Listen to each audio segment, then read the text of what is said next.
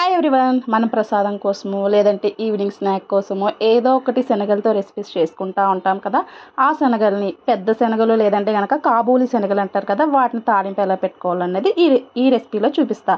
మనం over night కానీ మార్నింగే కానీ ఇలా శనగలు అనేవి నానబెట్టేసుకొని ఒక 6 to 7 hours నానిన తర్వాత వీటిని చక్కగా కుక్కర్లో వేసేసుకొని మనం శనగలు దాన్ని బట్టి 3 to 4 విజిల్స్ కానీ 5 to 6 విజిల్స్ కానీ వేయించుకోండి. తగినంత ఉప్పు వేసుకొని ఇలా ఉడికిన శనగలను అయితే కనుక పోపు ఖచ్చితంగా పెట్టుకుంటే చాలా బాగుంటుంది. మీరు శనగలతో ఇంకేమైనా రెసిపీ చేయాలనుకుంటే కనుక ఉల్లిపాయ పచ్చిమిరపకాయలు అవి కట్ చేసుకోవచ్చు అనమాట.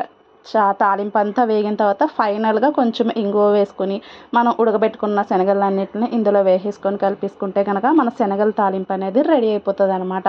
మనకి హెల్తీగా ఏమైనా తినాలనిపించినప్పుడు కానీ ప్రసాదానికి కానీ సేమ్ ప్రొసీజర్ అయితే ఫాలో అయిపోవచ్చు. వీడియో నచ్చితే కనుక లైక్ చేయండి. ఇలాంటి మరిన్ని వీడియోస్ కోసం సుక్కు విత్ లడ్డు ఛానల్ని అయితే సబ్స్క్రైబ్ చేయడం అస్సలు మర్చిపోవద్దు. Thank you.